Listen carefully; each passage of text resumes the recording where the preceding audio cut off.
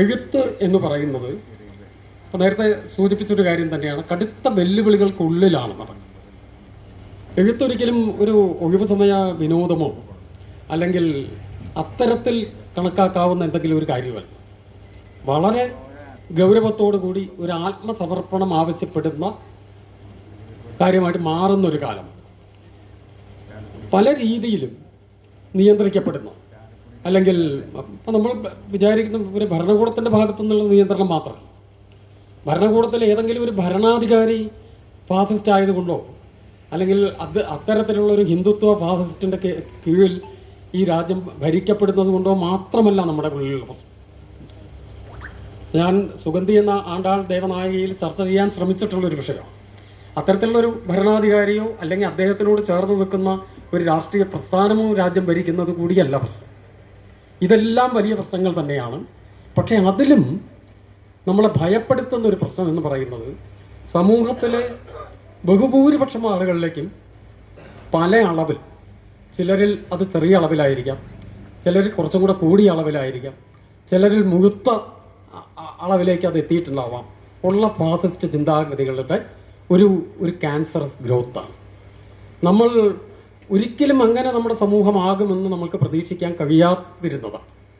പക്ഷേ നിർഭാഗ്യവശാൽ നമ്മുടെ സമൂഹം ആ രീതിയിലേക്ക് അല്പാൽപമായിട്ട് മാറിക്കൊണ്ടിരിക്കും.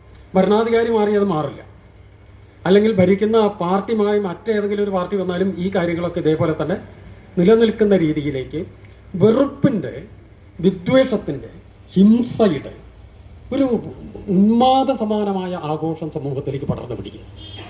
അത് എവിടെയാണ് അതിൻ്റെ വേരുകൾ, എങ്ങനെയാണ് ആ പ്രശ്നത്തിനെ അഭിസംബോധന ചെയ്യേണ്ടത് എന്നതിനെക്കുറിച്ച് നമ്മൾക്ക് യാതൊരു ധാരണകളും നൽകാൻ കഴിയാത്ത തരത്തിൽ അതിഭീകരമായ രീതിയിൽ ഇത് പടർന്നു പിടിച്ചുകൊണ്ടിരിക്കും.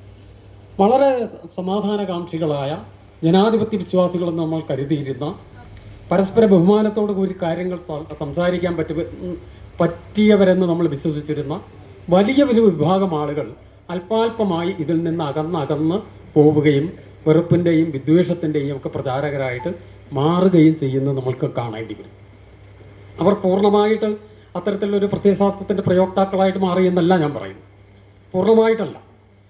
അവരിൽ നന്മയുടെയോ അല്ലെങ്കിൽ അല്പസ്വല്പം ജനാധിപത്യ ബോധത്തിൻ്റെയോ ഒക്കെ അംശങ്ങൾ നിലനിൽക്കുന്നുണ്ട്.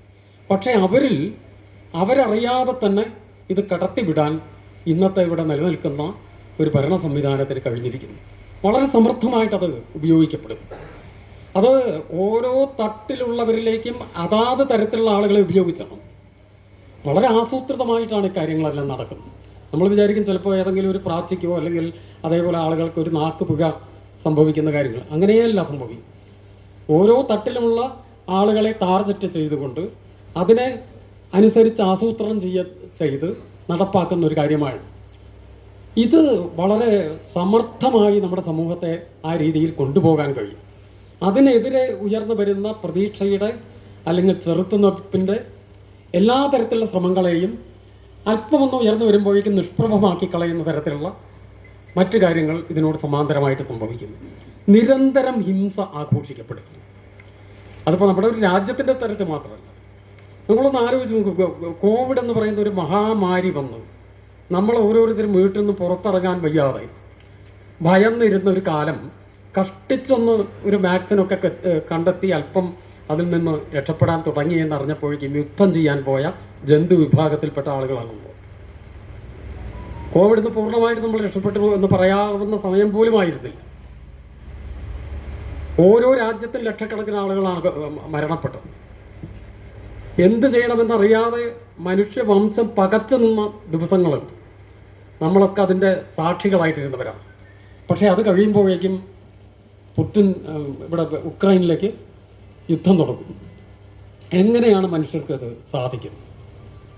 മനുഷ്യരുടെ നന്മയെക്കുറിച്ചുള്ള, അപ്പോൾ പലപ്പോഴും എന്നോട് പല ആളുകളും ചോദിക്കാറുണ്ട്, നിങ്ങൾ വളരെ ഇരുണ്ട കാഴ്ചപ്പാടാണല്ലോ സമൂഹത്തിനെക്കുറിച്ച് വെച്ച് പുലർത്തുന്നത്. എന്തു ചെയ്യാം? അങ്ങനെയാണ് കർഷകാലത്തിന് നമ്മുടെ സമൂഹത്തിൻ്റെ മുന്നോട്ടുള്ള പ്രയാണത്തിൽ പലപ്പോഴും പ്രതീക്ഷയുടെ പ്രകാശകിരണങ്ങളെ അപ്രത്യക്ഷമാക്കുന്ന രീതിയിലുള്ള പ്രവർത്തനങ്ങളാണ്. ഉക്രൈനിലുള്ള യുദ്ധം കുറേ കാലം അല്ലെങ്കിൽ ഏകദേശം ഒരു വർഷത്തോളം കൂടി കഴിയുമ്പോഴേക്കും അത് ഫലസ്തീനിലേക്ക് തുടങ്ങും. കഴിഞ്ഞ ഒരു 21-ാം നൂറ്റാണ്ടിൽ ഒരു 10, 20, 25 വർഷത്തെ അല്ലെങ്കിൽ 25-ാമത്തെ വർഷമാകുന്നു കാലം ഒന്ന് എടുത്തു നോക്കൂ, എത്ര ഇടങ്ങളിലാണ് ഇത്തരം യുദ്ധങ്ങൾ ആവർത്തിക്കപ്പെട്ടത്. സൗത്ത് സുഡാനിലാവാം, ശ്രീലങ്കയിലാവാം, ഇറാഖിലാവാം, ഇറാനിലോ അല്ലെങ്കിൽ ചെച്ചനയിലോ മറ്റു പലയിടങ്ങളിൽ നിന്ന് ഒരു കളിക്കളം കഴിഞ്ഞാൽ മറ്റൊരു ഇടം സ്വാഭാവികമായിട്ട് അതിനുവേണ്ടി ഒരുക്കപ്പെടുന്നു.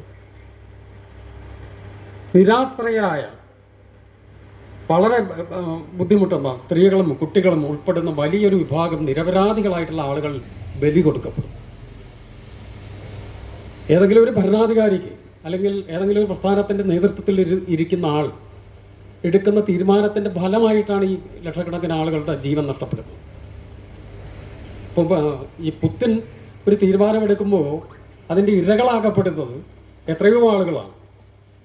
അത് ഫിസിക്കലായിട്ട് അതിൻ്റെ ഇരയാകുന്നത് മാത്രമല്ല, ഇങ്ങ് അറ്റത്ത് കിടക്കുന്ന നമ്മൾ വരെ അത് പല തരത്തിൽ അതിനാൽ ബാധിക്കപ്പെട്ടവരായിട്ട് മാറും. നമ്മൾ വിചാരിക്കും യുദ്ധമൊക്കെ അങ്ങ് അകലെയല്ലേ, ഫലസ്തീനിൽ അവിടെ യുദ്ധം നടന്നാൽ ഇവിടെ കേരളത്തിൽ സുരക്ഷിതരായിരിക്കുന്ന നമുക്കെന്ത്. പക്ഷേ അങ്ങനെയല്ലല്ലോ. അതൊക്കെ നമ്മളെയും ബാധിക്കുന്ന പ്രശ്നങ്ങളാണെന്ന് നമ്മൾ അറിഞ്ഞോ അറിയാതെയോ ഇപ്പോൾ തിരിച്ചറിയുന്നുണ്ട് കുറച്ച് കാലമായി. ഇത്തരം യുദ്ധങ്ങൾ നിരന്തരമായിട്ട് ലോകത്തിൻ്റെ ഏതെങ്കിലും ഇടങ്ങളിൽ ആവർത്തിക്കപ്പെട്ടുകൊണ്ടേയിരിക്കും. 2009 ശ്രീലങ്കയിൽ വളരെ ക്രൂരമായ രീതിയിൽ ആഭ്യന്തര യുദ്ധത്തിൻ്റെ ഒരു അവസാന ഘട്ടം ഉണ്ടാകും. അതിനെപ്പറ്റിയിട്ടാണ് സുഗന്ധിയിൽ ഞാൻ കുറച്ചെങ്കിലുമൊക്കെ എഴുതാൻ ശ്രമിച്ചിട്ടുള്ളത്. ഇന്ത്യയുടെ ഏറ്റവും പ്രധാനപ്പെട്ട ചലച്ചിത്രോത്സവത്തിൻ്റെ ഉദ്ഘാടന ചിത്രം ഏതാണ്, ഏത് തരത്തിലുള്ള പ്രത്യയശാസ്ത്രത്തിൻ്റെ വക്താവായിരുന്ന ആളെ അല്ലെങ്കിൽ എന്ത് തരത്തിൽ ഇന്ത്യയുടെ മുന്നോട്ടുള്ള ഓരോ ചുവടുവെപ്പിനെയും വലിയ തോതിൽ അപകടപ്പെടുത്തിയ ഒരാളെ ആഘോഷിക്കുന്ന ചിത്രമാണ് ഇന്ത്യൻ പനോരമയിൽ അത് വന്നു എന്ന് മാത്രമല്ല, പനോരമയുടെ ഉദ്ഘാടന ചിത്രമായിട്ട് മാറിയിരിക്കും.